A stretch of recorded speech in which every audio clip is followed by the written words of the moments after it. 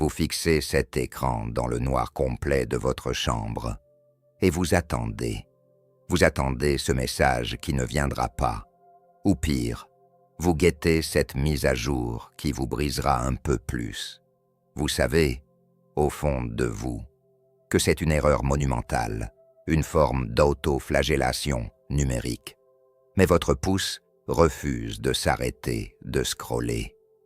La lumière bleue de votre téléphone, froide et clinique, se reflète dans l'humidité de vos larmes, traçant des sillons de fatigue sur votre visage.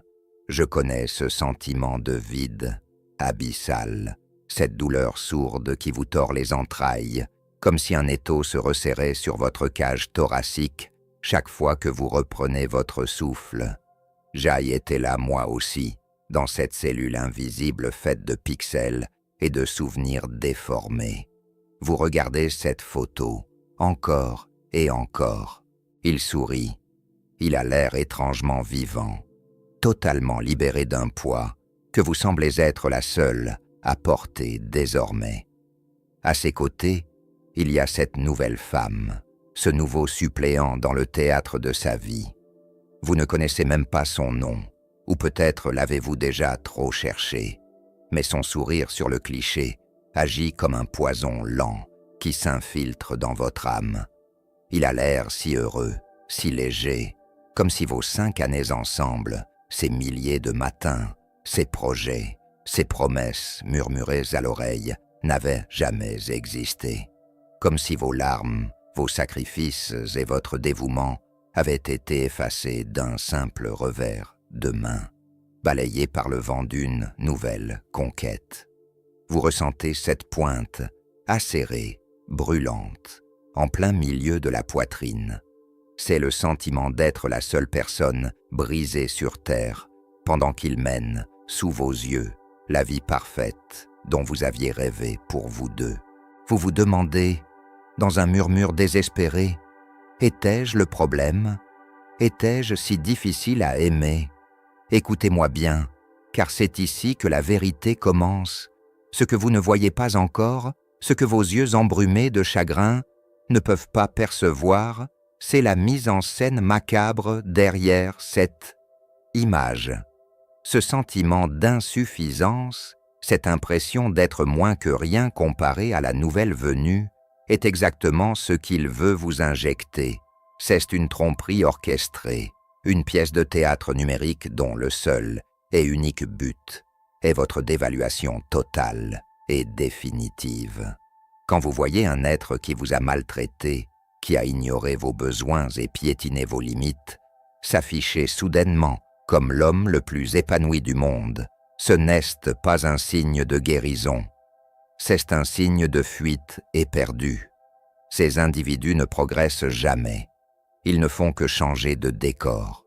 Ils s'échappent dans la scène suivante, avant que les décombres de la précédente ne leur retombent sur la tête. Ils changent la toile de fond. Ils changent l'actrice principale.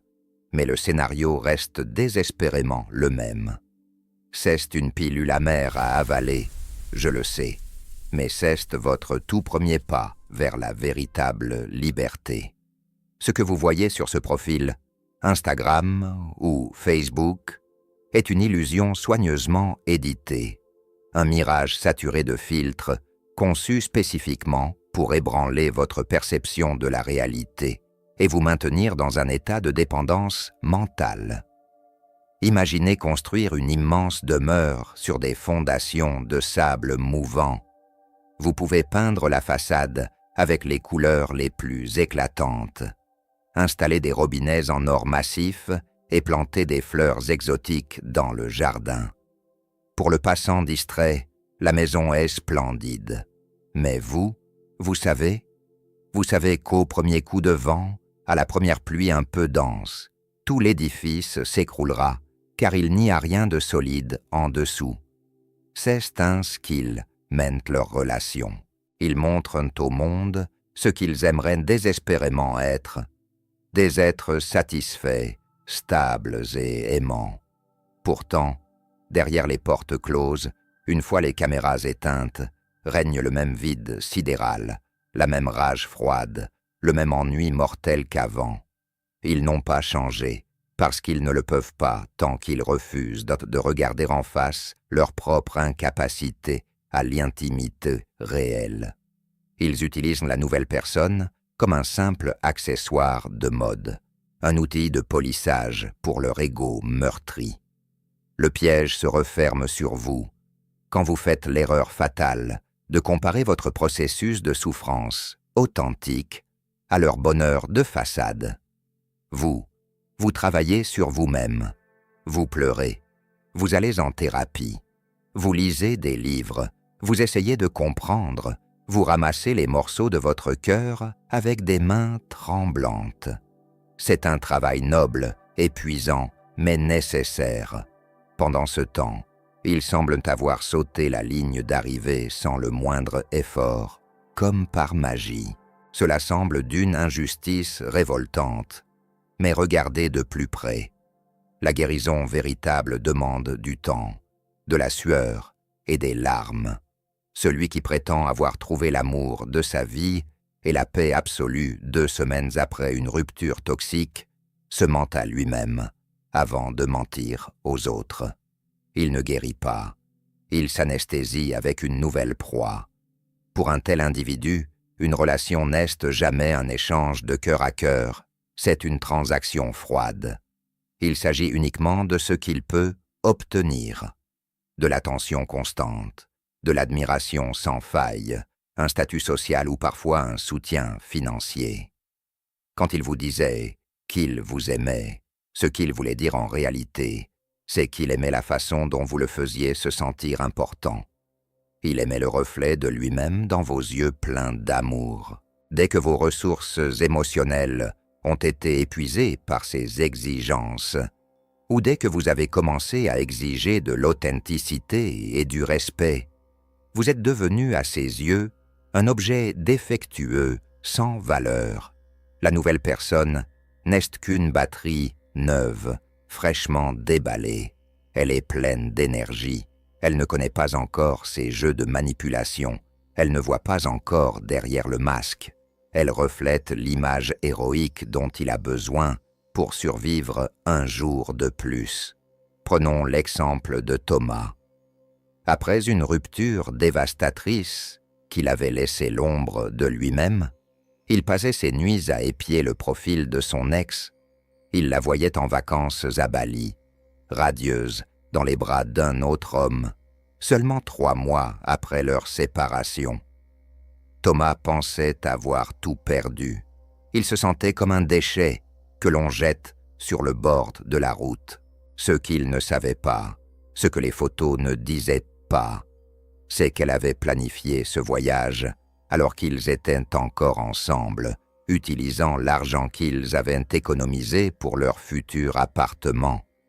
Elle a simplement copié-collé le scénario qu'elle avait utilisé avec Thomas 10 ans plus tôt, les mêmes lieux, les mêmes poses, les mêmes légendes spirituelles. Le nouvel homme n'était qu'un outil de torture psychologique, un figurant utilisé pour prouver à Thomas qu'il n'était rien. On ne peut pas perdre ce qui n'a jamais été réel. La connexion était réelle pour vous, car vous avez une âme, mais pour lui, ce n'était qu'un miroir. Il a pris votre empathie, votre lumière, pour vous la renvoyer et vous faire croire, pendant un temps, que vous aviez trouvé l'âme sœur. C'est la tactique du caméléon. Il change de couleur pour s'adapter à sa nouvelle proie, mais sa nature de prédateur reste inchangée. Ces gens ne supportent pas le silence. Ils ont une horreur viscérale de la solitude, car c'est dans le silence que leur masque s'effrite et révèle le vide béant qu'ils portent en eux. Une nouvelle relation est pour eux une drogue dure, un shoot de dopamine qui anesthésie la haine qu'ils ont d'eux-mêmes. Ils ne tournent pas la page par souci de santé mentale ou par désir d'évolution. Ils changent de proie par pure dépendance à la validation externe. C'est précisément pour cela qu'il n'y a jamais de phase de deuil chez eux. Le deuil exigerait une introspection, une confrontation avec leur propre responsabilité dans l'échec, ce qui équivaudrait pour leur ego fragile à un suicide psychologique. Ils préfèrent donc sauter dans un nouveau lit, dans une nouvelle vie, en racontant à qui veut l'entendre que vous étiez la folle ou le bourreau. La vie avec un tel être est comparable à une existence confinée dans une boîte minuscule et sombre. Au fil des mois et des années, ils vous ont subtilement persuadé que cette boîte était le monde entier. Ils ont saboté vos contacts amicaux, critiqué votre famille, sapé votre confiance en vos capacités professionnelles. Tout cela pour paraître géant à vos yeux. Ils voulaient être votre seul oxygène. Mais une fois hors de la boîte, une fois le choc passé, vous commencez à voir à quel point ils sont petits, mesquins et limités. Quand vous coupez radicalement le contact, quand vous devenez un mur de pierre grise, la boîte se dissout. Vous réalisez soudain qu'un univers immense et coloré vous attendait, rempli de gens dotés d'une véritable empathie, capables de donner sans attendre un retour sur investissement narcissique. Ne perdez plus une seconde à vous demander si la nouvelle personne est mieux que vous. Est-elle plus belle, plus jeune, plus intelligente? Cela n'a aucune importance. Personne, absolument personne, ne peut guérir ou combler quelqu'un qui refuse de reconnaître son propre mal intérieur. La dynamique se répétera inévitablement. La phase d'idéalisation, le love bombing, finira par s'essouffler. La dévaluation commencera par des petites piques assassines. Et cette femme finira exactement avec la même douleur déchirante que celle que vous ressentez aujourd'hui. Vous n'êtes pas celle qui a raté le coche, vous n'êtes pas celle qui a été éliminée d'un paradis. Vous êtes celle qui s'est échappée d'un enfer psychologique. Sachez que tout ce que vous voyez sur les réseaux sociaux est orchestré. Ces individus savent exactement sur quels boutons appuyer pour vous faire réagir. S'ils savent que vous regardez encore, et ils le savent, ils le sentent, ils posteront une photo dans ce restaurant précis où vous aviez toujours voulu aller, où ils s'afficheront pratiquant ce passe-temps que vous aimiez tant et qu'ils critiquaient autrefois. C'est une guerre psychologique de basse intensité dont l'objectif est d'habiter votre esprit sans jamais avoir à payer de loyer.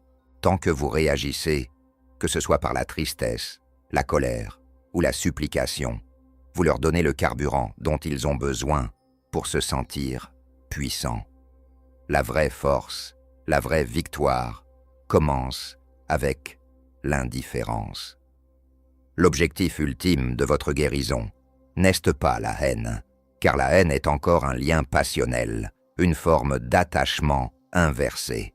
C'est le moment béni où votre pouls ne s'accélère plus d'un battement en voyant leur comédie, où vous ressentez une pointe de pitié, voire rien du tout, comme si vous regardiez un documentaire sur une espèce d'insecte lointaine. Pardonnez-vous, s'il vous plaît, d'être tombé dans l'illusion. Vous n'êtes pas stupide, vous n'êtes pas faible. Vous jouiez simplement avec les règles de l'empathie, de la loyauté et de l'honnêteté, pendant qu'ils jouaient avec les règles de la manipulation et de la prédation émotionnelle. On ne peut pas gagner une partie d'échecs quand l'adversaire renverse le plateau dès qu'il est en difficulté ou qu'il change la valeur des pièces en cours de route pour dominer. Ils n'ont pas seulement volé votre temps et votre énergie, ils ont tenté de voler vos vertus les plus précieuses, votre capacité à faire confiance, votre générosité, votre joie de vivre. Ils se parent de vos traits positifs comme des parasites qui aspirent la substance de leur hôte. Quand on comprend cela, l'envie se transforme lentement en une forme de compassion froide pour la suivante, celle qui est actuellement en train d'être préparée pour être broyée à son tour. Une relation avec un tel individu n'est jamais, au grand jamais, un partenariat. C'est une hiérarchie de pouvoir. Il n'y a pas de donner et recevoir sain. Il n'y a qu'un prédateur et une source d'approvisionnement. C'est pour cette raison qu'une amitié après la rupture est strictement impossible.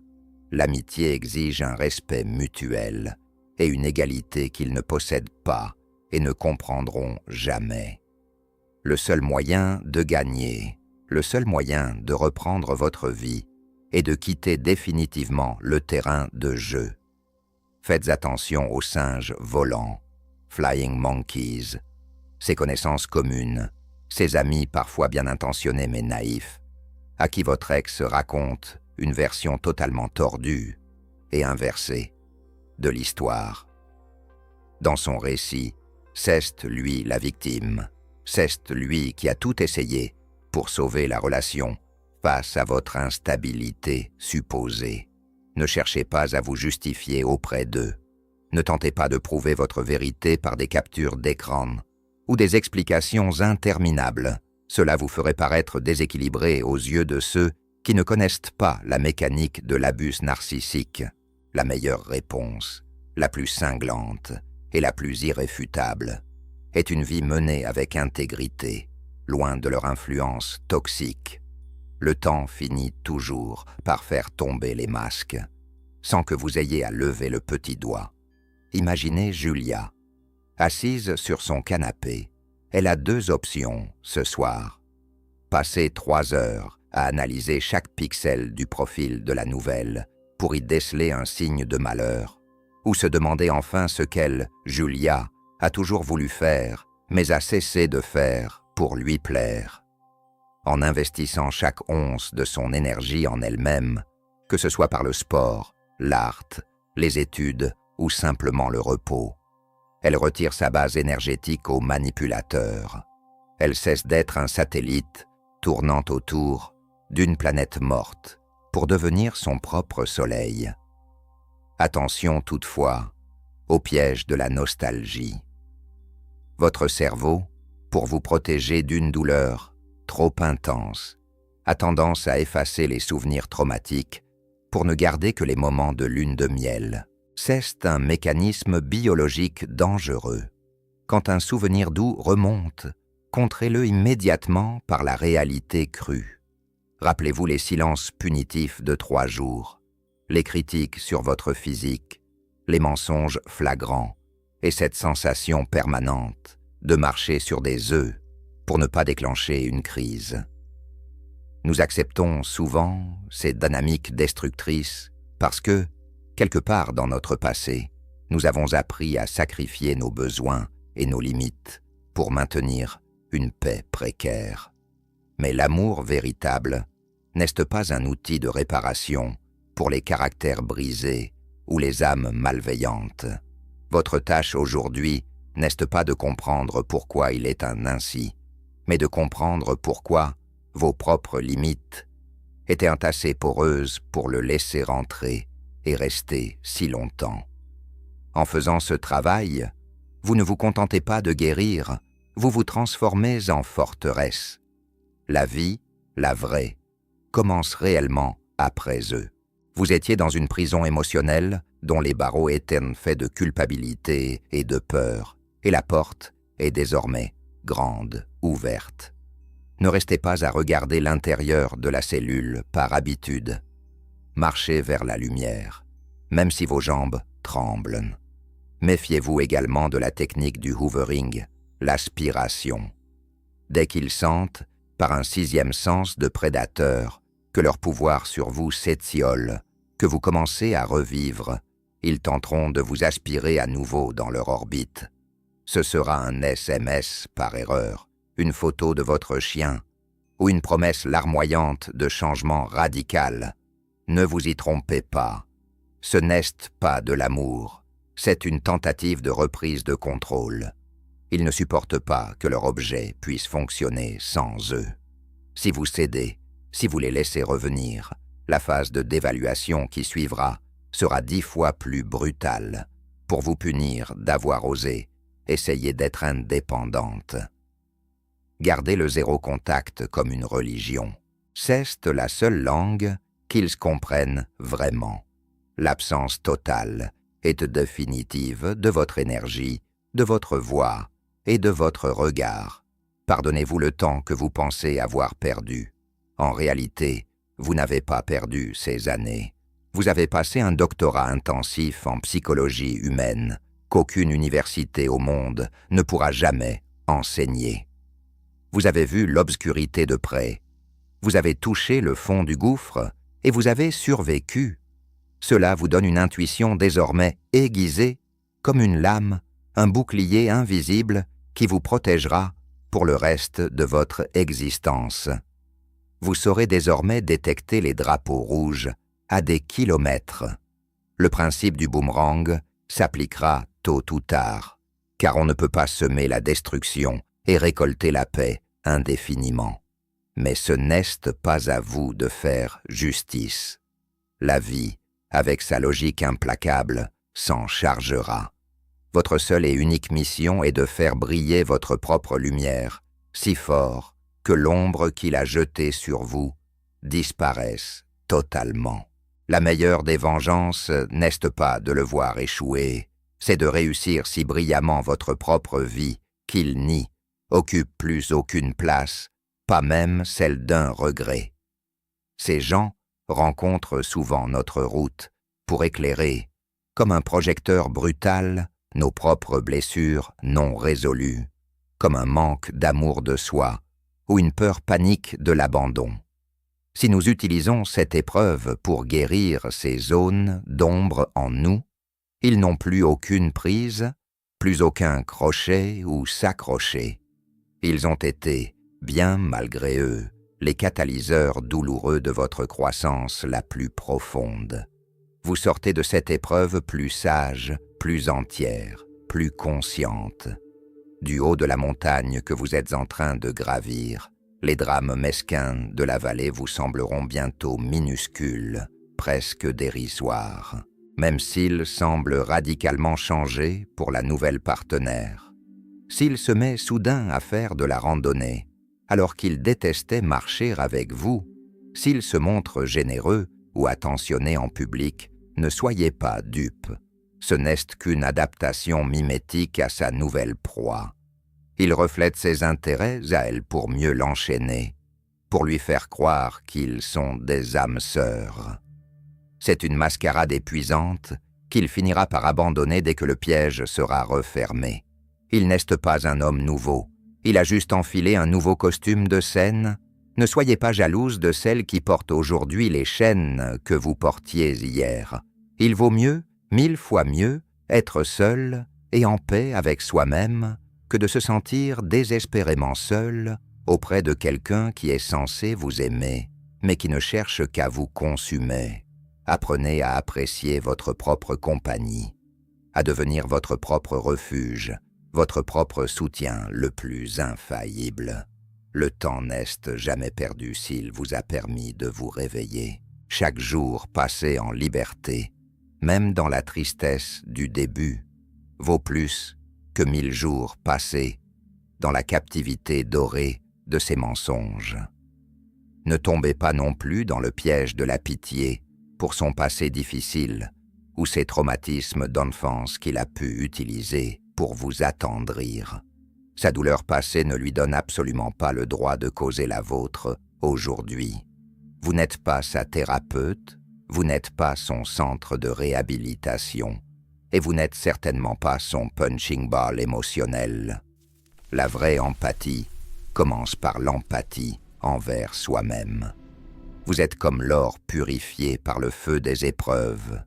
Les impuretés, les doutes et les fausses croyances ont brûlé dans l'incendie de cette relation. Ce qui reste aujourd'hui, c'est le métal solide, précieux et inaltérable de votre être véritable.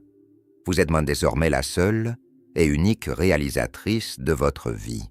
Le moment de la liberté totale, c'est cet instant précis où il cesse d'être un monstre ou un dieu pour devenir simplement un vieux film décoloré, un personnage de fiction dont vous avez fermé le livre. Si certains de vos proches ne comprennent pas votre besoin de rupture radicale, laissez-les à leur ignorance. Votre santé mentale est votre priorité absolue, votre joyau le plus sacré. Vous n'avez de compte à rendre à personne sur la manière dont vous protégez votre âme. Imaginez-vous dans 1 an, ou peut-être 2. Vous vous réveillerez un matin, le soleil filtrant à travers les rideaux, et votre toute première pensée ne sera pas pour lui, ni pour sa nouvelle vie, ni pour la douleur. Votre première pensée sera pour ce que vous allez faire de beau et de constructif pour vous-même aujourd'hui. Vous aurez bâti une vie solide sur la base de la vérité et de l'authenticité, sans la peur constante du prochain éclat de colère ou de la prochaine trahison. N'essayez jamais d'avertir la nouvelle partenaire. Elle est en pleine phase d'idéalisation et elle ne vous croira pas. Pire, cela confirmerait le récit de l'ex-folle que le manipulateur a déjà commencé à tisser. Laissez-la vivre son propre cycle. Concentrez-vous uniquement sur votre propre respiration, sur votre propre chemin. La guérison n'est jamais une ligne droite. Il y aura des vagues, des jours de rechute, où la douleur reviendra frapper à votre porte. Mais les intervalles entre ces vagues grandiront jusqu'à ce que la mer soit parfaitement calme. Retrouvez votre intuition, cette petite voix intérieure qu'il a tenté d'étouffer pendant si longtemps. On vous a appris à vous méfier de vos propres perceptions par le gaslighting, le détournement cognitif. Recalibrez votre boussole interne. Si quelque chose ne vous semble pas juste, c'est que ça ne l'est pas. Le vide que vous ressentez, au début, est tout à fait normal. C'est le sevrage chimique d'une drogue dure, car ces relations créent des addictions hormonales puissantes. Le cycle ocytocine-cortisol. Appréciez ce calme plat, même s'il vous semble effrayant au début. C'est dans ce calme que vous vous retrouverez. Brisez les derniers schémas, portez ces vêtements qu'il critiquait, mangez ce plat qu'il détestait, écoutez la musique qu'il qualifiait de stupide. Reconquérez votre territoire personnel, morceau par morceau, centimètre par centimètre. N'appliquez jamais de logique saine à un être foncièrement illogique et dysfonctionnel. Vous n'aurez jamais d'explication honnête, de excuses sincères ou de clôture de sa part. La seule conclusion dont vous avez besoin, c'est le constat de son incapacité à vous donner ce dont tout être humain a besoin: la sécurité, la bienveillance et la vérité. Le pardon, si vous choisissez d'y arriver un jour, n'est pas une validation de ces actes odieux. C'est simplement le fait de lâcher le poids brûlant de la colère pour ne plus vous brûler les mains. C'est l'art du kintsugi. Recollez vos morceaux brisés avec de l'or pur. Vos fissures ne sont pas des défauts, elles sont les preuves de votre résilience et elles font désormais votre immense valeur. La vie vous enverra sans doute d'autres tests, d'autres rencontres avec des profils similaires. Ne les voyez pas comme des malédictions ou des rechutes, mais comme des occasions en or de valider vos nouvelles limites. Vous n'êtes plus une victime impuissante, vous êtes une créatrice consciente. Ne cherchez pas la perfection dans votre guérison. Soyez douce avec vous-même si vous trébuchez, si vous allez encore voir son profil 1 fois par mois. Tout ce qui cesse passé, absolument tout, vous a préparé à une liberté que peu de gens connaissent vraiment. Les ombres s'effacent inévitablement devant la persistance de la lumière. Vous êtes l'héroïne de ce voyage héroïque, celle qui est descendue aux enfers et qui en est revenue avec un cœur de lion. Voici 4 impulsions vitales pour votre route. Premièrement, écoutez votre corps avec une attention religieuse. Cette tension soudaine dans vos épaules, cette boule dans votre ventre face à quelqu'un, ce sont des signaux d'alarme. Votre corps possède une sagesse ancestrale que votre esprit, embrumé par l'empathie, tente parfois d'ignorer. Si votre corps se rétracte, c'est qu'une limite est en train d'être franchie. Respectez ce signal comme une loi sacrée.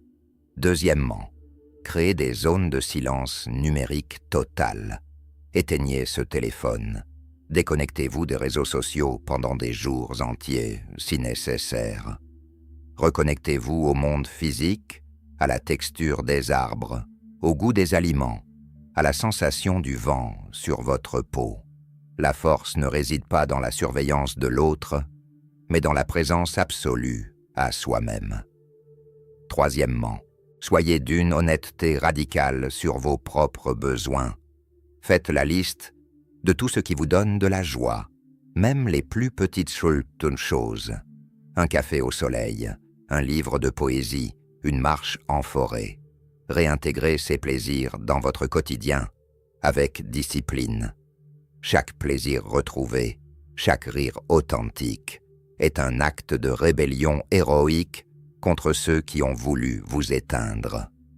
Quatrièmement, entourez-vous exclusivement de gens sains, de nourrisseurs émotionnels qui valident votre réalité sans la juger. L'empathie des autres est le baume qui aidera votre propre empathie à cicatriser. Ne restez pas isolé dans votre douleur. Partagez-la avec ceux qui ont des oreilles pour entendre et un cœur pour comprendre. Julia, quelques mois plus tard, ne regardait plus son téléphone avant de dormir. Elle ne guettait plus les signes de vie d'un fantôme. Elle riait aux éclats avec une amie dans un parc, le cœur léger et l'esprit libre. La photo de cet homme, autrefois si obsédante, n'était plus qu'un souvenir flou, une image pixelisée d'une vie qui ne lui appartenait plus. Elle n'avait pas perdu un homme, elle s'était trouvée elle-même dans toute sa splendeur et sa complexité. C'était le plus beau et le plus juste des échanges. Le boomerang de la vie ne rate jamais sa cible, mais vous ne serez plus là pour le voir, car vous serez déjà bien trop loin, courant vers votre propre bonheur. Bonne route, le plus beau est devant vous.